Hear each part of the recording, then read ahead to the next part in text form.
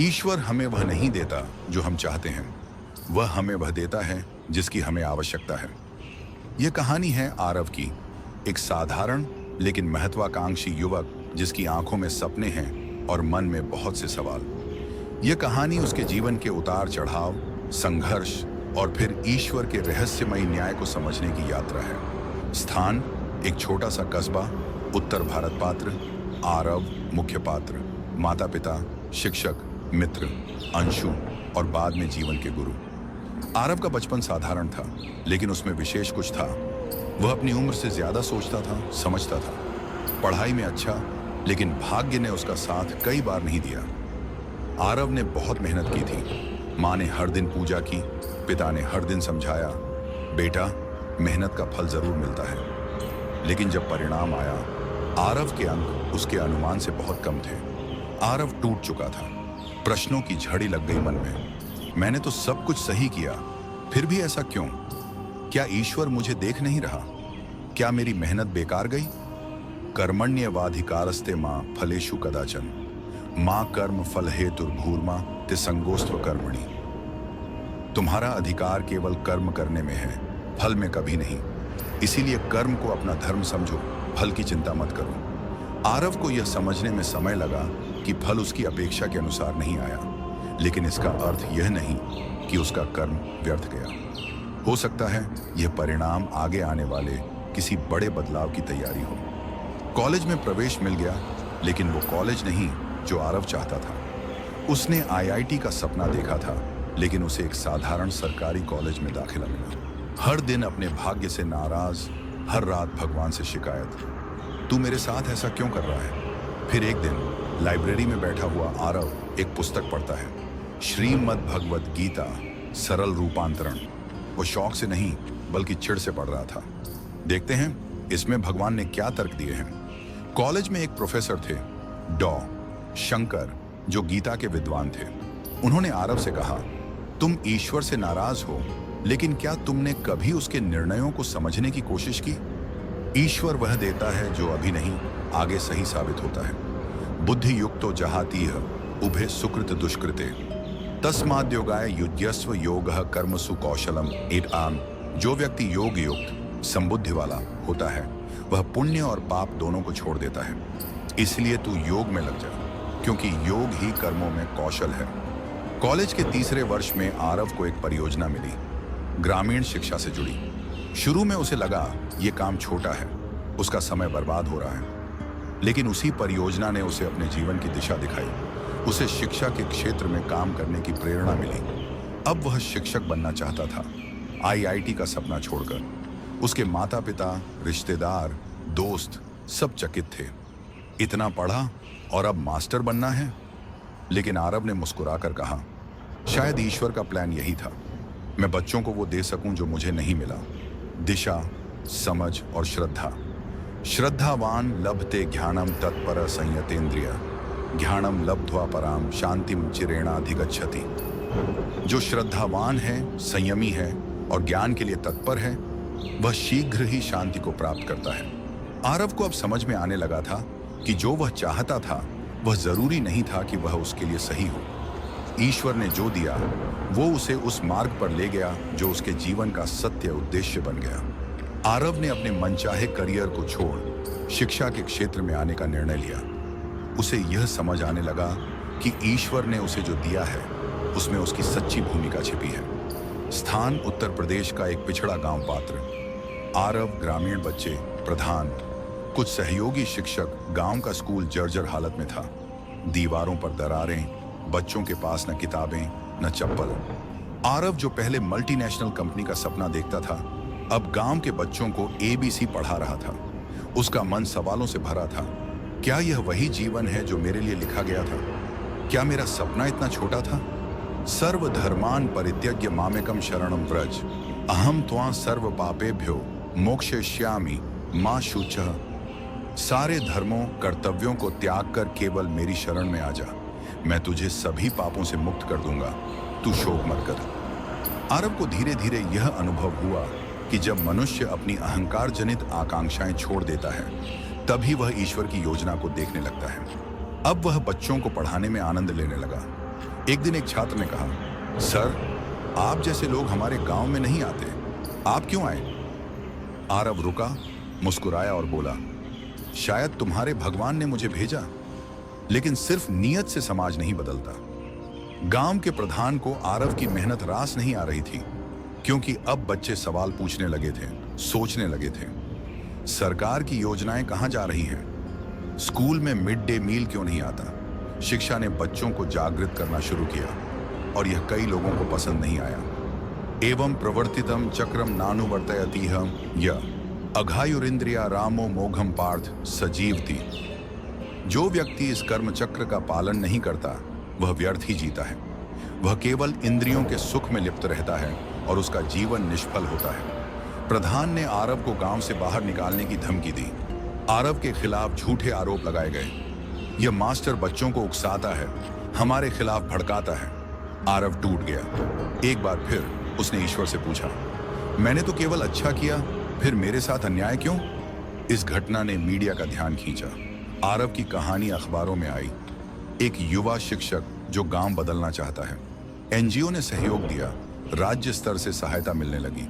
School को नया भवन मिला और आरव को शिक्षक से प्रधान शिक्षक बना दिया गया। पार्थ नैविह नामुत्र विनाशस्तस्य विद्यते न ही कल्याणकृत कश्चिद दुर्गतिम तात गच्छति। हे अर्जुन, जो शुभ कर्म करता है उसका न तो इस लोक में और न परलोक में विनाश होता है। कोई भी शुभ कार्य व्यर्थ नहीं जाता। उसे अब समझ आया कि जो कष्ट उसे मिले वे जरूरी थे ताकि वह भीतर से बदल सके। ईश्वर ने उसे वही दिया जो अंततः उसके लिए सर्वश्रेष्ठ था, पर उसे वह समझ बाद में आया। आरव ने जीवन में कठिन मार्ग चुना जो ईश्वर ने तय किया था। उसे जीवन में संघर्ष मिले, लेकिन वही संघर्ष उसके उद्देश्य की राह बने। ईश्वर तुम्हें वही देता है जो तुम्हारे लिए सही है, चाहे वो पहले गलत क्यों ना लगे। आरव ने अपनी आकांक्षाओं का त्याग कर शिक्षक बनने का मार्ग अपनाया। गांव में शिक्षा के लिए संघर्ष किया और ईश्वर की योजना धीरे धीरे स्पष्ट होने लगी।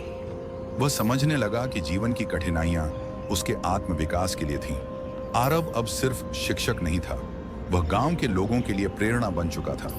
उसके पढ़ाए छात्र राज्य परीक्षाओं में टॉप करने लगे। लड़कियां अब स्कूल आने लगी। बच्चों के माता पिता अब ये कहने लगे, सर के आने के बाद हमारे बच्चे कुछ बनने लगे हैं। लेकिन आरव का ध्यान सिर्फ अंकों पर नहीं था। वह बच्चों में चरित्र, विचार और आत्मविश्वास भरना चाहता था।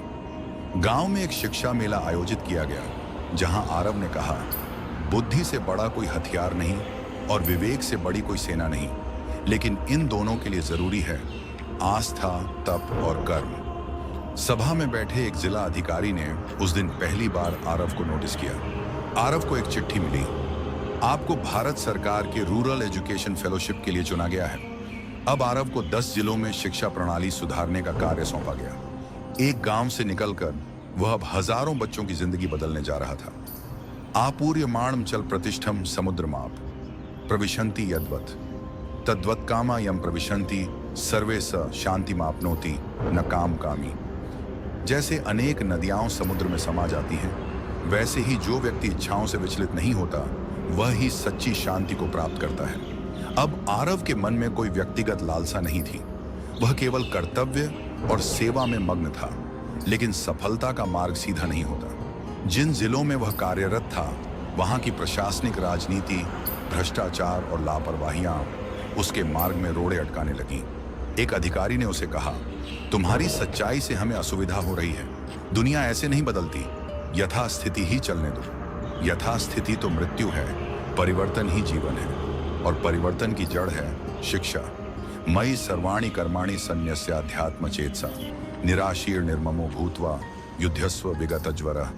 हे अर्जुन, अपने सभी कर्म मुझे समर्पित करते हुए निराशा और ममता से रहित होकर युद्ध कर। एक दिन आरव एक दुर्घटना में बाल बाल बच गया। कुछ महीने बिस्तर पर रहा। उसे लगा शायद मेरी यात्रा यहीं समाप्त हो रही है, लेकिन उसी समय एक पत्र आया। संयुक्त राष्ट्र आपको उनसे सम्मानित करना चाहता है। आरव को अब लगने लगा कि जो कुछ घट रहा है वह केवल उसका नहीं, बल्कि एक विराट योजना का हिस्सा है।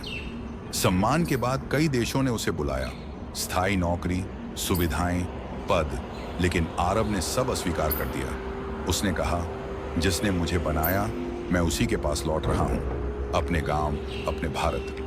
अब वह शिक्षकों को प्रशिक्षित कर रहा था। सिर्फ ज्ञान देना पर्याप्त नहीं, दृष्टि देना जरूरी है। तपस्विभ्योधिको योगी ज्ञानिभ्योऽपि मतोधिक, कर्मभ्यश्चाधिको योगी तस्माद्योगी भवार्जुन। योगी तपस्वियों से श्रेष्ठ है, ज्ञानियों से भी श्रेष्ठ है, और कर्मियों से भी, इसलिए तू योगी बन। मैंने कभी ईश्वर से शिक्षक बनने की प्रार्थना नहीं की थी, लेकिन उसने वही बनाया जो मुझे बनना चाहिए था। आरव की कहानी अब केवल उसकी नहीं रही, बल्कि लाखों के लिए प्रेरणा बन चुकी थी। ईश्वर ने उसे वही दिया जो उसके जीवन का सत्य मार्ग था। यदि उसे वही मिला होता जो वह चाहता था, तो शायद वह इतना बड़ा योगदान कभी नहीं दे पाता। आरव गांव से निकलकर एक अंतर्राष्ट्रीय प्रेरणा बना। शिक्षा के क्षेत्र में उसका योगदान भारत और विश्व ने स्वीकार किया। अब वह लौट आया है वहीं जहां से यात्रा शुरू हुई थी, अपने गांव, अपनी जड़ों की ओर। स्थान वही गांव, 20 वर्ष बाद पात्र आरव, अब 45 वर्ष का। उसका एक पुराना छात्र विजय और गांव के लोग विजय, जो कभी आरव का छात्र था, अब एक IAS अधिकारी बन चुका है। वह गांव में लौटकर कहता है, सर, मैंने जो कुछ भी पाया है वह आपसे पाया है, लेकिन एक प्रश्न है, आपने सब कुछ छोड़ दिया, क्यों? आरव मुस्कुराता है। वह अब न वाणी से न तर्क से उत्तर देता है। वह एक किताब थमाता है, श्रीमद् भगवद गीता। सर्वस्य चाहम हृदय सन्निविष्टो मत्तः स्मृतिर्ज्ञानम पोहनम च। वेदैश्च सर्वैरहमेव वेद्यः वेदांत कृद्वेद विदेव चाहम। मैं सबके हृदय में स्थित हूँ, मुझसे ही स्मृति, ज्ञान और विस्मरण होता है। समस्त वेदों का सार मैं ही हूँ, वेदों का कर्ता और झाता भी मैं ही हूँ। अब आरव समझ चुका है कि उसके भीतर जो प्रेरणा थी वह ईश्वर ही थे। उसकी हर हार, हर मोड़, हर तकलीफ एक दिव्य योजना का हिस्सा थी। आरव अब कोई पुरस्कार नहीं लेता, न किसी मंच पर भाषण देता है। वह हर सुबह गांव के मंदिर में बैठकर बच्चों को जीवन सिखाता है, न केवल अक्षर बल्कि मूल्य। जो तुम सोचते हो वो जरूरी नहीं कि वही सत्य है। ईश्वर जानता है कि तुम्हारी आत्मा को किस मिट्टी की जरूरत है। सर, अगर मैं भी बड़ा आदमी बनना चाहूं तो क्या करूं? आरव जवाब देता है, बड़ा बनने से पहले अंदर से अच्छा बनो, क्योंकि ईश्वर तुम्हें तभी देता है जब तुम ग्रहण करने लायक होते हो। एक रात आरव एकांत में बैठा गीता का पाठ कर रहा होता है। उसकी आंखें बंद होती हैं और भीतर से एक भाव उठता है, मैं अब पूर्ण हूं। न कोई इच्छा शेष है, न कोई प्रश्न। जो मिला वही पर्याप्त था। नष्टो मोह स्मृतिर्लब्धा त्वत्प्रसादान्मयाच्युत स्थितोस्मि गत संदेह करिष्ये वचनम तव। मेरा मोह नष्ट हो गया है, मेरी स्मृति लौट आई है। आपकी कृपा से मैं स्थिर हो गया हूँ, संशय समाप्त हो गया है। अब मैं आपके वचन का पालन करूंगा। यह आरव की आत्मा की स्थिति है।